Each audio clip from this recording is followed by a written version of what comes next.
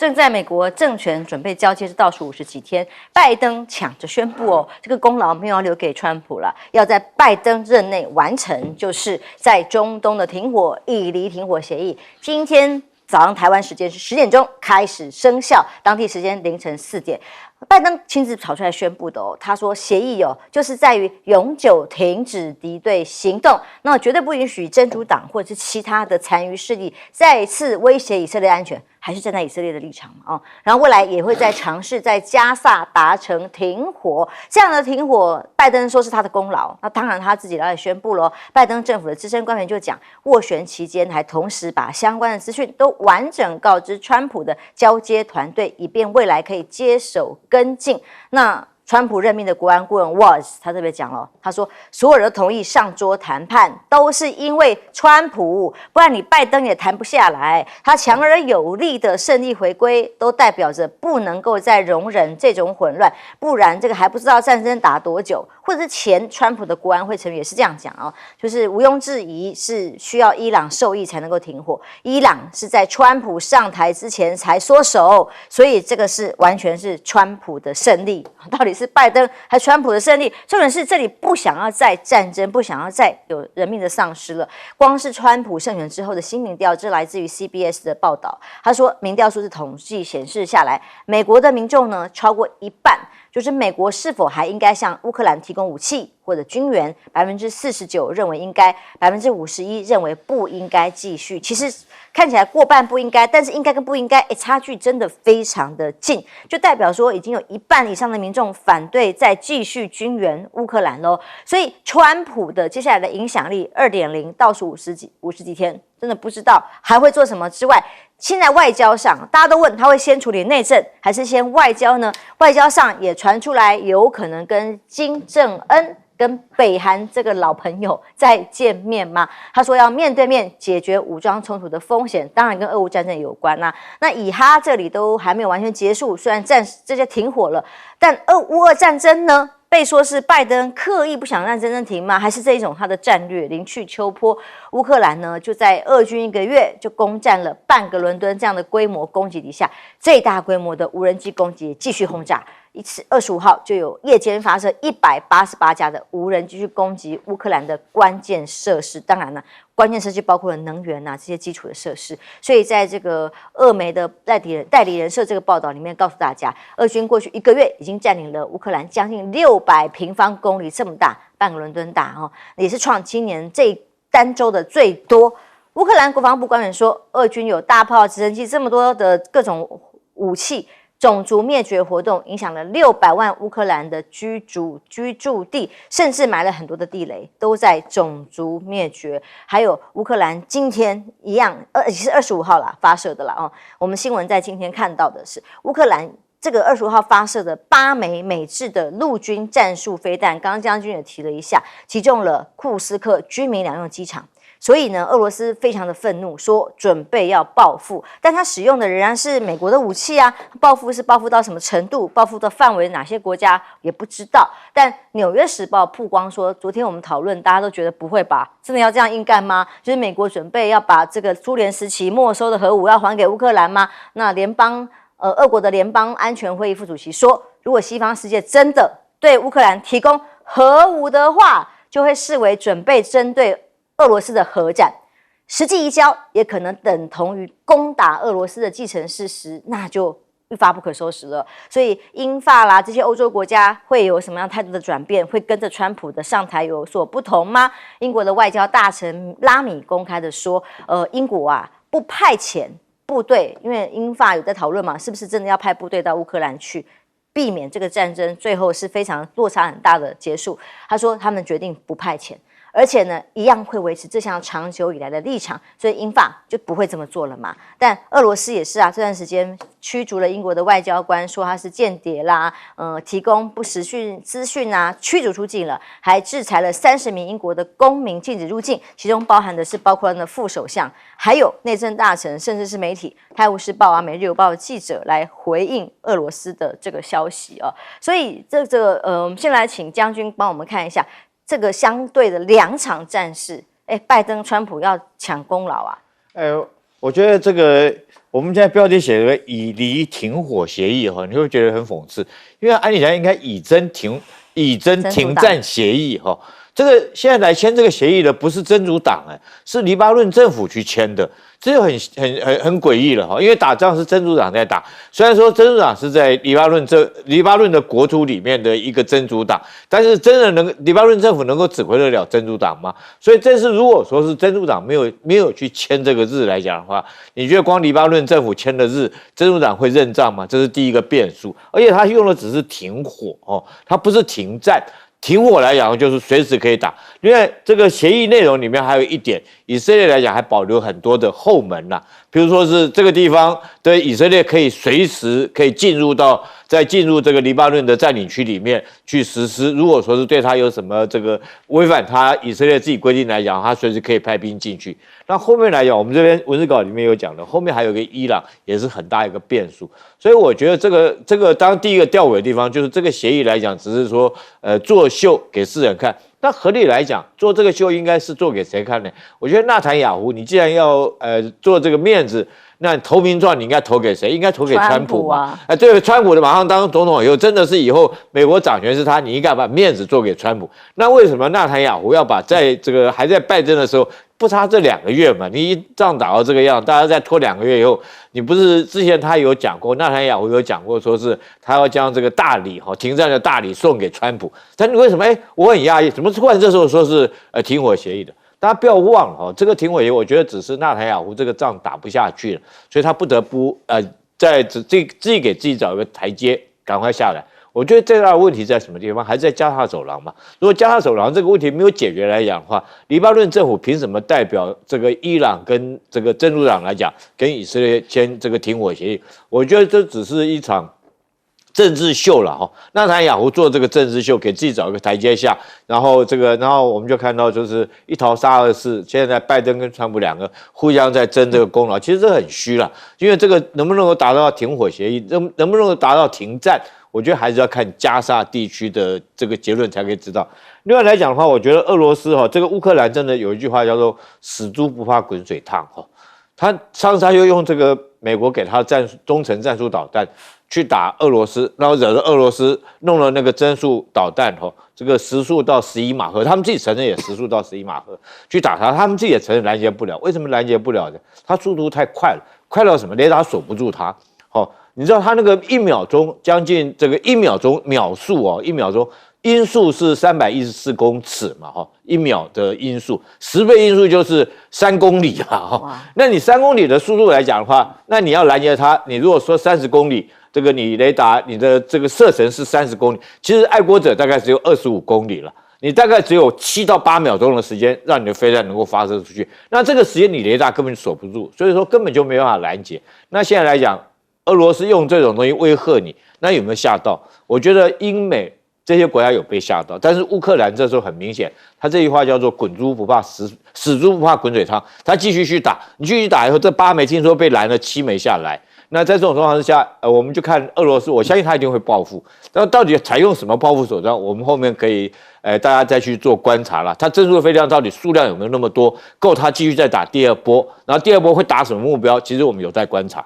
那老师，拜登的看守期就是要历史留名啊。我觉得这一次来之不易但是这一次的停火协议确实很脆弱很不稳定。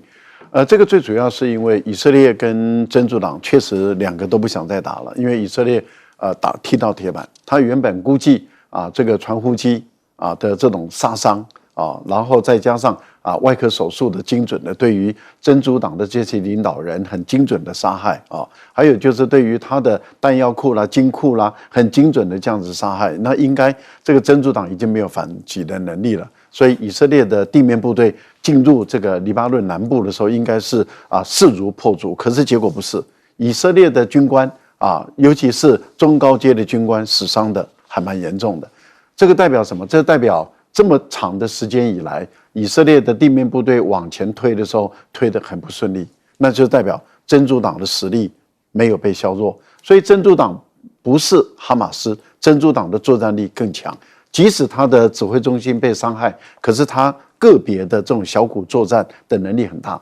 以色列打不下去了，真主党由于几波的这样被攻击，他也不想再打，那也都需要一个喘息的时间。我们强调是喘息，而不是永久停火。那这个时间，拜登跟马克龙就抢攻了，因为总不能够让这个川普来抢攻嘛，所以他们两个积极的介入的情形下，刚好双方也都愿意，那四方都愿意，那黎巴嫩的政府也可以利用这机会来强化它的影响力，五方都同意，就促成了这一次的停火协议。但是厉将军讲的没有错，真主党是间接的谈判，没有直接谈判，所以真主党他到时候是完全可以不认账的。等到真主党的力量重新调整，军力重新调配，那等到他成熟了，然后伊朗送到的武器弹药也都源源不绝的到了，然后他的干部、他的力量、他的军力重新平衡以后，他随时可以重新再发动。为什么？因为他没有强调，任何一方遭受攻击，他方就是被攻击方可以马上有权利进行反击，战争又开火了。可是你怎么知道？如果从黎巴嫩的南部向以色列打的是真主党还是不是真主党，或者是以色列往这个黎巴嫩南部打的时候是以色列军队还不是以色列的军队，你也很难去辨识。那这样的情形，只要有打，他就可以反击，那这个停火协议是不是就破碎了？所以我觉得这是一个非常脆弱的停火协议，我们不能保证这个川普上任之前不会再度的启动战火，谁也不能保证。所以我觉得拜登也不要开心的太早，他讲的永久啊，不可能啊，因为刚开始签的时候谈的是6个月，是60天，这第一个。第二个，他们谈的是说，真主党的部队必须要离开以黎的边界20公里的那条河的北部。那请问是谁去落实？谁去查核？而里面以黎巴嫩的要求是，以色列的军队必须要撤回去自己的领土，可是以色列是说，美军对，中间的确保真主党的部队都不在的，是要由美军来。美军说我没有要派地面，我没有要派武装人员。那各位，这中间有多少漏洞啊？有多少矛盾的地方？有多少随时可以被撕毁的地方？所以没有想象中那么好啦。是，彬哥，我们可以预见啊，川普已经讲啦，他一上任之后不会再军援乌克兰嘛。那现在英法这是在演哪一出呢？英法还要认真的讨论，我们要不要直接派兵，然后最后结论说我们不要，连后来的援助都不见得会继续了吧？你怎么知道他们有认真讨论？我觉得他们只是在演戏而已啊。对啊，英国本来就不可能会派兵嘛，英国从头到尾都没说要派兵啊，是马克宏在那边起哄嘛。可是马克宏也讲了2年了，请问他派兵了吗？也没有啊。所以我觉得他也是说说而已。他们最新的一个说法是什么？他们有点想要参考西班牙内战那样，由各国派遣志愿军，大家自愿要去乌克兰参战。但是这个会成吗？我个人认为可能性很低。但是他们会讨论到这一个方向，就表示什么？表示乌克兰的情况比大家想象中还要糟，因为他们的评估就是乌克兰大概快撑不下去，所以必须要由欧洲这些国家是不是有某种程度能够支援他，不只是军力还有人力，才能够把这场战争撑下去。所以现在情况对乌克兰是非常不利的，这根本就不用讲。ATACMS 它总共据说只给了他几十枚，请问一下，几十枚飞弹够干嘛？我真的不知道够干嘛。所以这个是根本不可能影响战局，顶多是迟滞一下俄军的行动而已。那你也看到俄军的行动，为什么会说最近这一个礼拜占据的领土最大，表示他在加速。那他为什么可以加速？就表示乌军的抵抗力越来越差，就是这样。所以整个战场如果搞得不好，我想拜登现在最担心的事情，会不会在他还来不及卸任之前，乌克兰这边就兵败如山倒？所以我想这是拜登最担心，他也不希望这种东西出现。可是乌克兰现在看起来要撑住，好像并不是这么的容易啊。那至于说中东这个地方呢，我必须讲，这个停火其实也是多方面的因素，因为纳坦雅胡一方面他在黎巴嫩这边进展是有困难，另外一方面他的时间，他觉得自己时间不多，他现在民意对他反弹很厉害，他现在国内有64%的人觉得他在战争中的举措是不正确，对，所以很多人说要追究当初为什么能够让哈马斯这样如入无人之境这样攻击我们，有79%的人说要追究这个责任，所以纳坦雅胡现在急于要做什么事呢？他赶快在加萨走廊这边至少先保存我的战果，想办法先巩固这里，确立他是民族英雄的地位。那黎巴嫩这边就可以先暂时放掉。可是黎巴嫩这边他就会放在那里不管吗？其实老实讲，根本不需要美军来维持啊，那边一直有联合国维和部队在那。可是以色列显然没把它当一回事，所以我个人认为这现在只是暂时喘息，让以色列重新去调整，让纳坦雅胡应付一下他内部的一些压力。没过多久又会开始打起来。川普虽然还没有上任，他每天都有新的宣布，说我一上任我就要做什么什么，我上任就要做什么什么。他最喜欢的关税措施，昨天不是宣布了吗？他第一个就要先把中国的关税提高10%。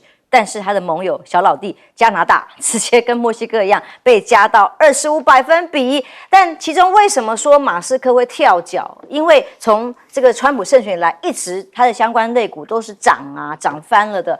居然为了这件事情，加州州长纽森公开表示，如果川普上任之后真的撤销购买电动车的各种联邦补贴嘛，就是要尽量用油车要回来的这个时代吗？那加州的计划推出该州新版的绿能车的退税计划，但是呢，以市值为考量，简单来讲就是直接把特斯拉排除在外，你们就在加州买其他所有车厂电动车都有补贴，除了特斯拉。所以这个立刻让马斯克大怒啊！他就在社群平台他自己 S 上面发文呛荒唐，然后还强调特斯拉是唯一一家在加州生产电动车的公司，所以让这个市值股价一掉，一夜蒸发了超过1兆元。当然，先前赚的也是更多了哈。所以呢，这个是地球。马斯克很愤怒啊，他不只是这个愤怒，他过去还曾经骂过这个是地球上的败类，好严重！地球上的败类是什么？一个频道，美国的 MSNBC 频道。那结果现在却传出来，他有意要收购这个频道吗？那还用这个发布有关的频道的表情包贴文来表示啊，员工好焦虑啊，接下来到底命运如何不知道。但是马斯克想要扮演的角色跟这个关税现在正在对抗的这个情况是可以符合川普的利益吗？因为他的母亲在中国大陆卖商品啊，代言商品啊，包括他自己的小红书上面啊，有网友评论马斯克跟川普关系啊，有一则就特别提，只要马斯克不忘记中国人如何帮助他建造上海超级工厂，不让川普做蠢事，那中国人就会很乐意为你提供一个平台。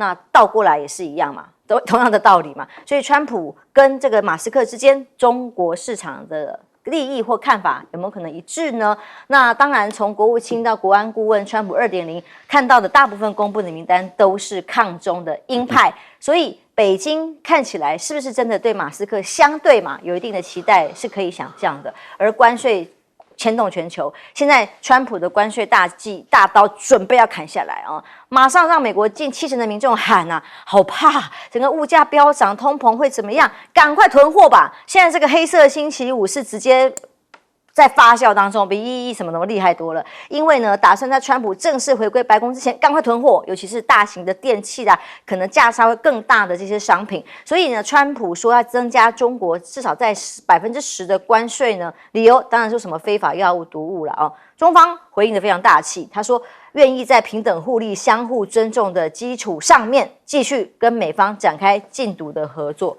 美方要怎么样呢？要珍惜中方的善意。相对于此，墨西哥总统没有那么客气了。他说，如果美国征收关税，墨西哥也会被迫采取对等的措施，大家一起来硬干，一起来把关税提高。那导致两国的企业面临的风险必然上升啊。那其中很多通用、福特这些汽车，很多在美国设厂的这个企业，日本上企业都一样，是对这类公司的征收都觉得没有办法接受啊，但问题是不是川普就要这样做了呢？而胜选之后，比亚迪建厂计划，墨西哥更是进退两难。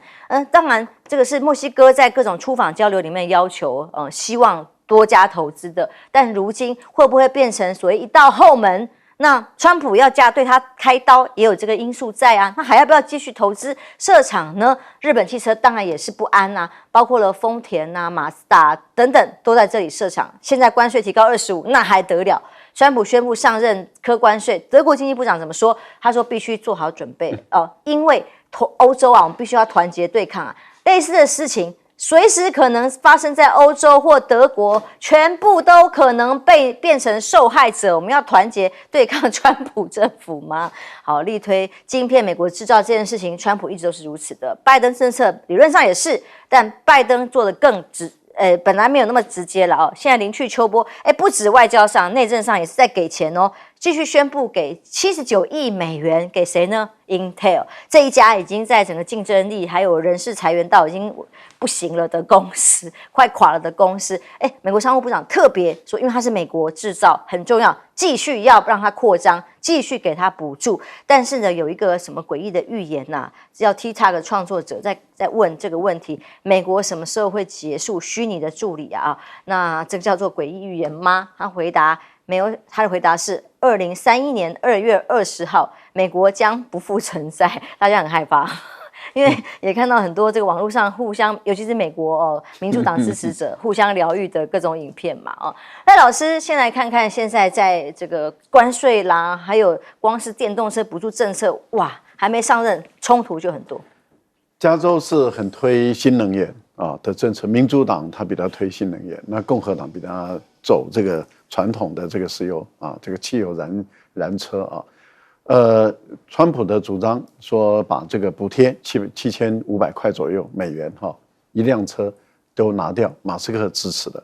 那当然对加州来讲的话，你联邦的补贴没有的话，那这个还得了？那这个对加州在推新能源车的这个整个大方针这整个政策方向就相矛盾嘛。所以加州的州长就说好，那你如果联邦政府真的取消，尤其是你马斯克支持，我就对你马斯克的这个特斯拉来开刀。那我自己州里面我自己补贴，就是不补贴你。那这个你这个马斯克的特斯拉在美国至少在加州他怎么卖？可是加州是这个马斯克的特斯拉的一个很重要的市场。您如果观众朋友到这个加州，你会看到到处都是，如果是开新能源车的话，特斯拉是主力我去参观过他们的厂，对不对？它是主力而且满街都是他们在跑嘛。那你马斯克一旦少了这7500块，你怎么跟通用，怎么跟这个福特他们来竞争？没办法竞争的嘛。所以对马斯克来讲，当然跳脚，那股票就跌了我想这是一个马斯克认为说不应该补贴，那是因为马斯克的特斯拉在都没有补贴的情况下，它是比这个福特、通用更有竞争力。但是你一旦取消，但是你不补贴，这个对于地方政府来讲，它是没办法接受的。为什么？补贴是联邦政府，不是州政府这个差别有影响。那另外我们来看一下，就是说，我觉得川普的这个关税政策您看，如果说他真的一开始就砍的话，那本来长期以来跟美国打贸易战的中国大陆其实有影响，但是没那么大。美国跟这个中国当然都会有影响，但是没那么大。真正影响最大的是什么？出口导向的国家，像日本出口导向，韩国出口导向，加拿大出口导向，这个都是出口导向的国家，影响最大。那这个出口导向的国家影响这么大，然后欧洲的出口很大一部分也是到美国，也是8000多亿。那这样的情形，这些国家都会受影响。加拿大为什么会急着跳脚，而且马上就出卖墨西哥？就说老兄，这样好了，我们把墨西哥赶出我们的美墨加美加墨的贸易协定，把它赶出去，我们两个自己定一个贸易协定，然后把墨西哥赶走。结果这个杜鲁多没想到这个川普再被他背后也插一刀，这补这么一刀，这一刀一补的话，这个加拿大都撑不住了。为什么加拿大撑不住？观众朋友，加拿大的贸易75%是出口，而美国是排第一名。然后它的贸易占它的国内的总 GDP 是60%。那你想想看，美国一个国家可以决定加拿大的 GDP， 那影响很大。所以它一旦加了关税10%，那就马上就蒸发了300亿，加20%就600亿，加25%的话就750亿美元。那这个加拿大撑不住的。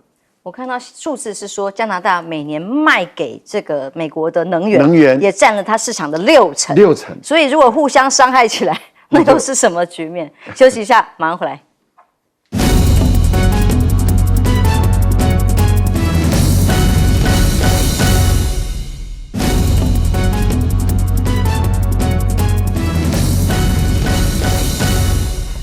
税是川普最喜欢的武器。首先，他已经先扬言，一上任立刻会宣布美国的关税针对中国大陆的部分增加10%，墨西哥、加拿大25%，还更多。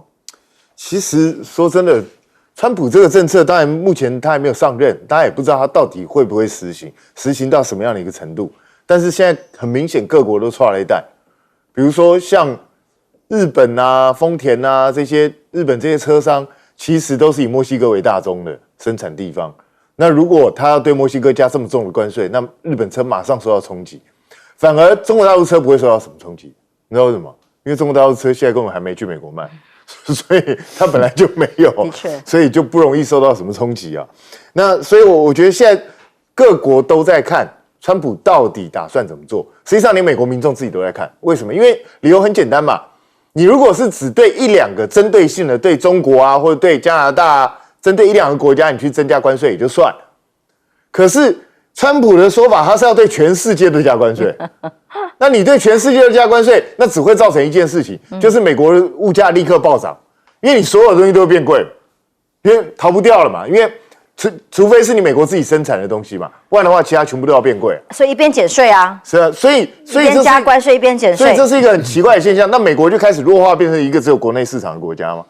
这个美国很多人会因为这样跑路了，而且不要忘了，他还搭上他的移民政策，他要大举的遣返非法移民。那请问一下，你非法移民一下子全部遣返了，请问劳动力从哪里来？一下少掉几百万、上千万人美国去哪里填补这个劳动力？根本不可能嘛。所以我觉得川普的政策，如果真的都要按照他选举的时候去施行，我个人认为是根本不可能实现。那美国恐怕就真如这个预言讲，2031就先挂。所以我认为这只是川普的一个姿态，也就是他是商人嘛。我先漫天要价，我先说我可能会这样干哦，如果你不配合我怎么样。所以你看现在包括加拿大、包括墨西哥、包括中国大陆为什么这次回应看起来没有很强硬？很简单，你真实出价还没有出没有啊，60更高，现在才10而已。对啊，现在就是看你最后到底会怎么干嘛。然后所以现在也没有必要跟你硬杠，然后看看你到时候真的上台之后，你会做出什么样的变化。我一直认为川普是喊得很大声，可是他自己因为他是商人。他也知道很清楚，他如果真的实行他的政策，美国自己会吃不了兜着走。所以我觉得那个只是他拿来要挟各国对他让步的一个价码，因为包括他对欧盟都要征10%的税，那还了得啊！所以我觉得大家慢慢看，我认为这一局才刚刚开始而已。商业谈判的做法吗？是啊。休息一下，马上回来。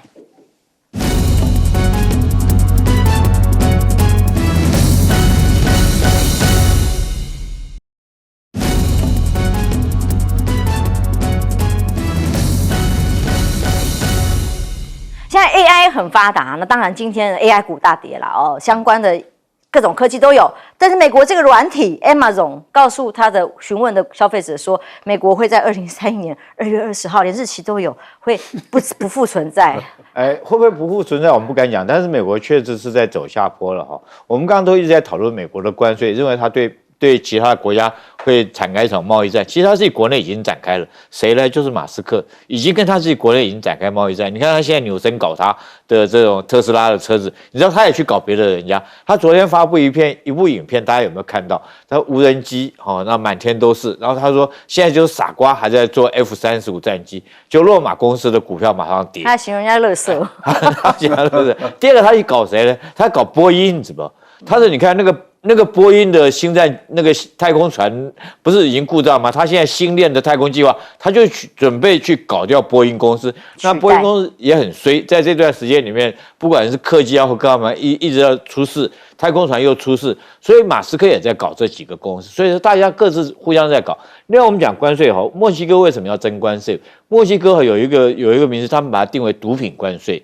就是川普认为说是你莫斯科那边走了很多的芬太尼的毒品到我美国来，但是我们要知道，虽然他跟中国来讲，认为说这个芬太尼都是你中国制作的，可是问题说中国它都有管制啊，你这药品是怎么样流出去的，或者会用什么管道，其他国家怎么样经过其他管道到墨西哥，我们不晓得。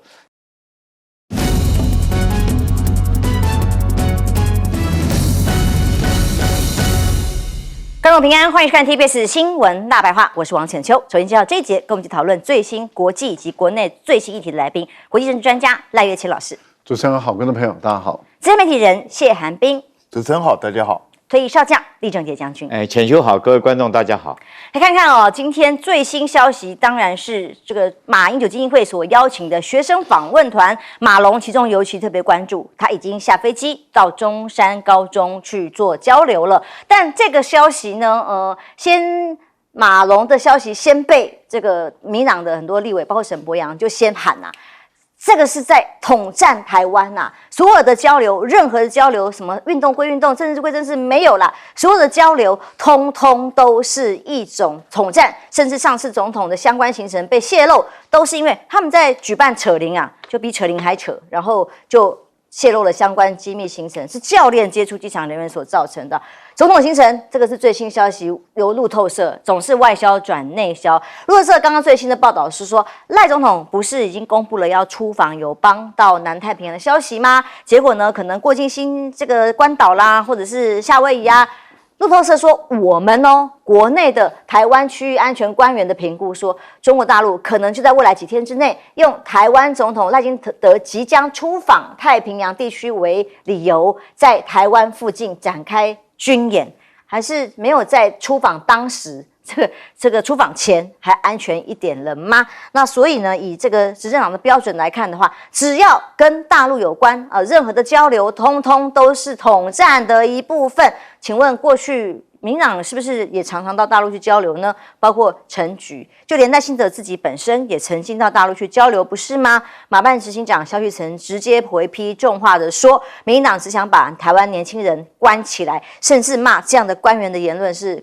可耻的。而大陆陆委会我们台湾的陆委会副主委沈友忠是说，从访问团申请的交流活动内容项目来看，没有违反国安的疑虑。这也是当然，因为否则的话怎么会核准呢？当然还有个新消息，卡了很久，双城论坛，这是上海市跟台北市双城的定期的交流呢，终于宣布说是在12月17号准备要在台北举行了。而且这次呢，上海团的名单已经送到陆委会了，就看审查结果如何。据了解，初步已经有一个流程上面的通关的交流跟默契，是不是马上就会准许了呢？那这样什么都不行的话，难道这些来的人不会是共产党员吗？所以两岸是不是现在是已紧张到没有回旋空间？我们在 APEC 当时不是说拜习会见面，我们外交部还特别发文说没有点名赖清德，一再的澄清，结果真的听起来其实我们也觉得蛮尴尬。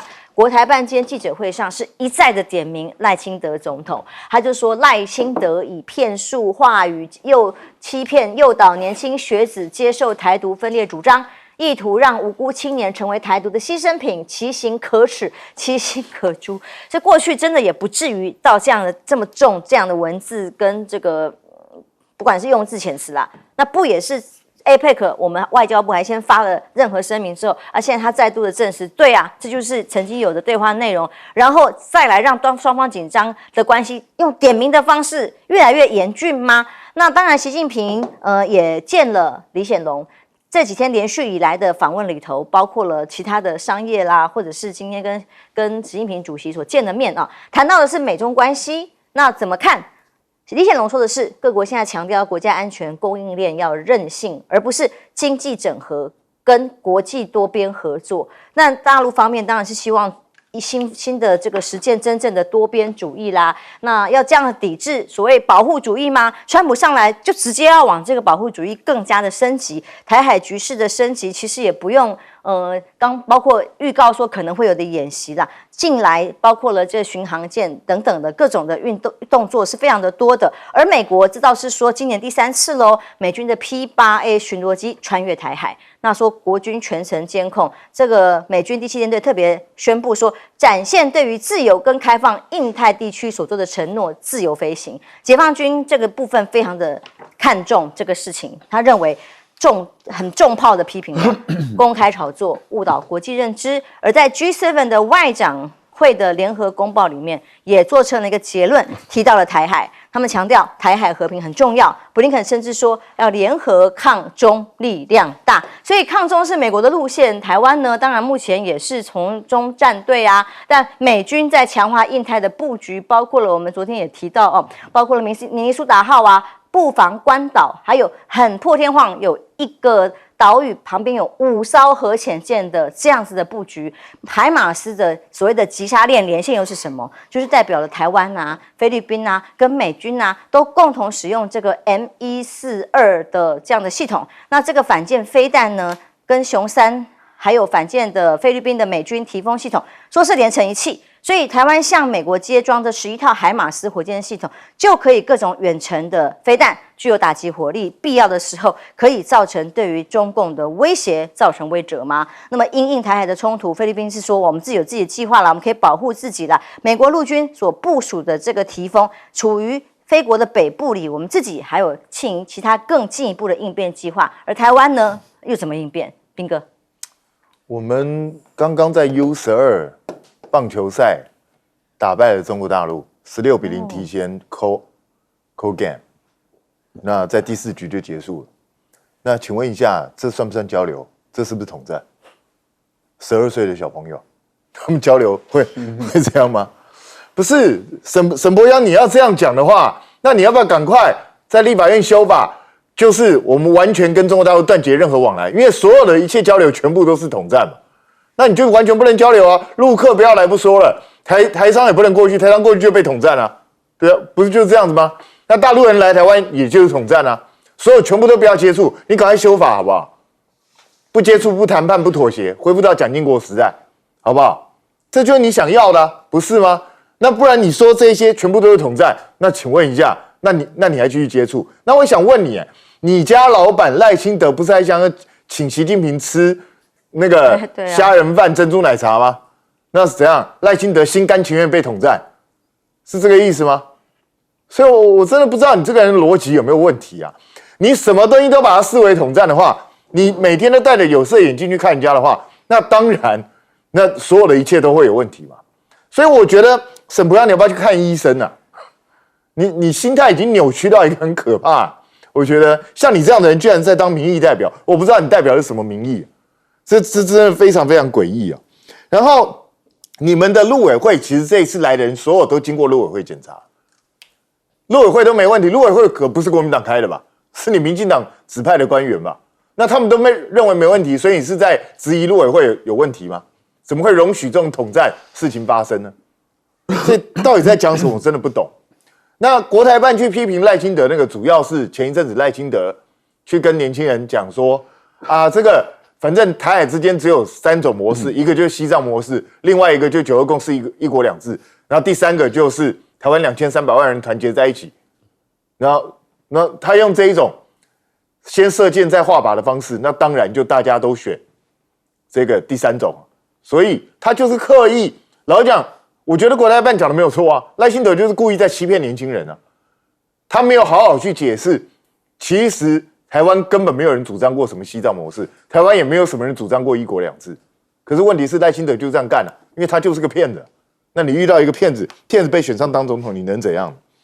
那李显龙，很多人会认为说他这一次去会不会当中美之间的这个特使啊，然后缓和一下中美之间的关系啊？我是一直认为根本不会。李显龙人家在意的是他们新加坡的国际地位跟新加坡的经济发展跟新加坡的未来，他干嘛没事去惹中美之间这个东西？他有毛病吗？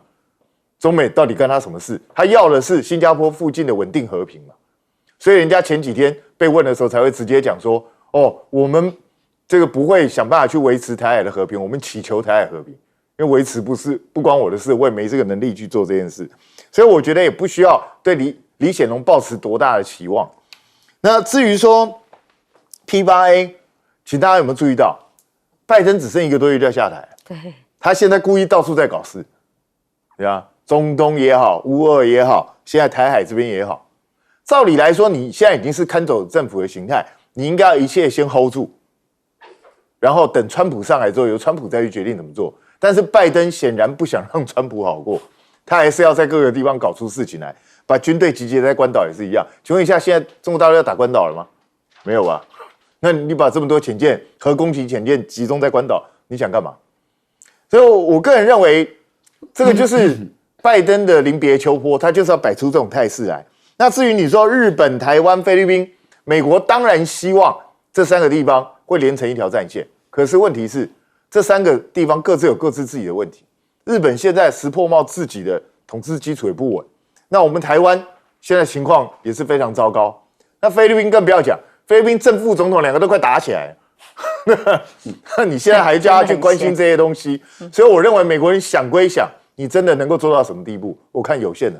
将军路透社这个报道当然是我们的官员又再度不具名的发表嘛，算打预防针吗？最近几天如果有军演，不要怕哦，这是已经在掌握之中。其实我觉得就是在打预防针了，因为我相信这赖清德如果说出访来讲的话，那我们很难预料说是会不会联合利剑2024C 就展开了哈。因为现在来讲的话，我们必须要讲说是作战讲究主动跟被动嘛，主动权是在解放军那边，我们自己台湾这边只有被动接招，那对方什么时候要出什么样的招，其实我们很难预料得到，所以必须要先打个预防针，对不对？让国民安心。但是我们可能要跟对方做沟通一下哈，这个当我们这个赖清德出国或返国的那天，不要实施军演，不然的话到时候他出不去或者是回不来，然后那就很难看。听说上次他到金门823炮战的时候去金门那一天了，他就解放军就还没绕台，就他拖到晚上才回来，因为整个台海上空都是解放军的军机在那边，就堵住不让你回台湾。那美国 P8这架反潜机就显得很其实很讽刺。为什么？你这是不是就是我们台湾话讲的来问导游、来沾酱油的？这边你到台海中心来，你有什么意义呢？这个你1个月来一次，按照统计分析来讲的话，他1个月来一次，但是解放军战机是每天都来，而且来的数量都是我们看到国防部自己公布的数据是主战战机、辅战战机，那 P8A 算什么？对，一次来有时候都是20-30架以上，或者10几架以上。那你这 P8A 你1个月来一次，对我们台澎防卫作战，你美国到底能够提供这架 P8A 能够提供嚇阻这个解放军的效能，还是协助我们台湾的防卫作战？我觉得根本没有什么太大意义，只是政治上面表示说，这个我们跟台湾还是这个坚若磐石的盟友吧，大概只是表示这一点而已。那美国建构第一岛链我这边特别去了解一下，你知道他这个行动计划名称取什么名称？美国他们作战计划都会有一个名称什么暴风影啊，或者是这个沙漠风暴啊，它这个行动叫做台湾有事。这么简单对，就是台湾有事，很不威过去什么暴风影好歹很威，对台湾有事，这是他整个作战计划的兵力部署，就叫做名称就叫台湾有事，就是在日本这个九州以南的这些岛屿，还有菲律宾这几个岛屿部署，想要借着以岛制海，然后在这边岛上面部署他的陆战队的这个远征军就是滨海作战团，带着反舰飞弹还有防空飞弹到每一个无人岛上面去做部署。那日本自卫队就提供后勤的资源，包括弹药、包括油料、包括食物，对这些美军来提供资源。然后菲律宾那边也是如此的一种态势。其实我们台湾没有加进去，因为台湾来讲，他认为说我们跟美国没有太敏感。如果我们加入这个，等于说是变成一个北约的一种联盟的形态，那解放军来讲中共是绝对不允许这种事情，所以它是只有日本跟菲律宾，那美国他们这3个国家在搞。离我们台湾最近的有部署的兵力叫与那国岛，美国也在那边部署兵力。但是我们要检讨，就是说你部署这些导弹有没有效果，有没有能力？我们从俄乌战争里面我们看到这2天的讯息，昨天才发生的。就是乌克兰又用中程战术导弹去攻击这个俄罗斯，就俄罗斯今天早上公布的相片，打了8枚，他拦截了7枚。那我试问一下，如果说这种同样一种款式的飞弹就是给我们台湾中程战术导弹300枚，你认为说是解放军拦截的能力跟俄罗斯比较来讲的话，你认为孰强孰弱？这东西很难去讲了。那最后我讲一下这个。菲律宾这国家，你说这刚刚斌哥讲的，他们总统跟副总统之间斗争，是不是美国有背后的影子在？为什么？因为美国现在很明显，他一定要马可仕当选总统嘛，对不对？如果说是杜特地的女儿当选总统来讲的话，美军是不是还这么容易指挥菲律宾来听话？他会指挥小马可仕，就是很单纯的，小马可仕有很多的辫子在他手上，所以他现在在协助小马可仕去准备搞杜特地他整个家族。那当然，杜特地他们也会很紧张，因为之前这个老马可仕他就暗杀掉他的这个政敌，暗杀掉，所以说沙拉会很害怕。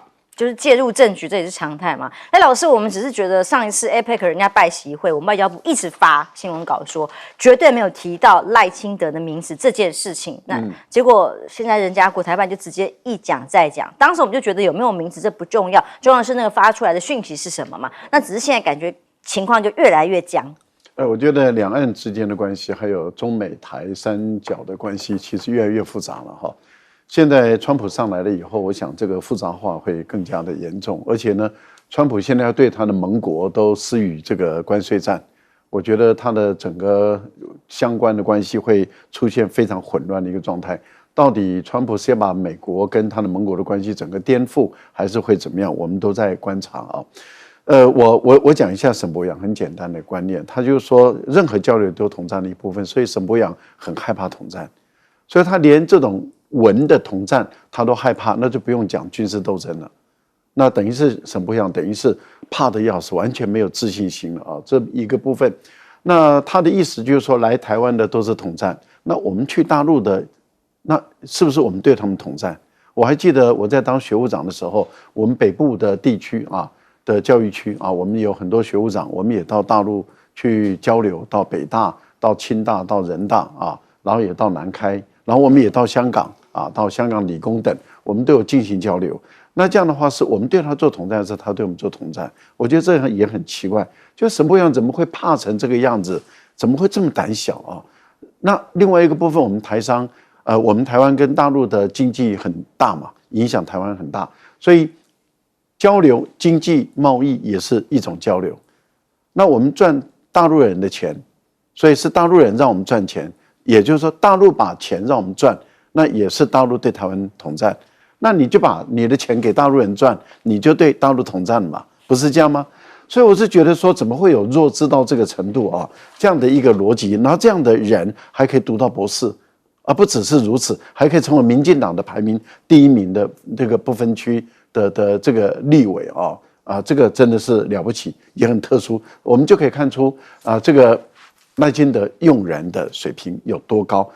不过还有一点就是，我个人是判断了哈，我认为美国跟日本在操作台湾有事这个议题，然后借这个机会在台湾的周围部署了军事基地，来牵制解放军的一个动作。所以你看，会在与那国岛、宫古岛。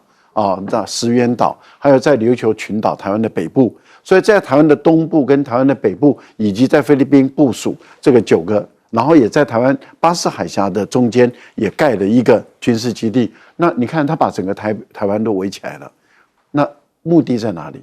目的就是美国在煽动日本跟菲律宾介入台湾的问题，然后到最后。解放军跟台军两军打仗的时候，日本跟菲律宾都被卷到里面，美国就退到后面去坐上官府。也就是说，他在第一时间先推动你跟他们打起来，接着他就退到后面去，然后等到打得两败俱伤了以后，美国人再进来收拾残局。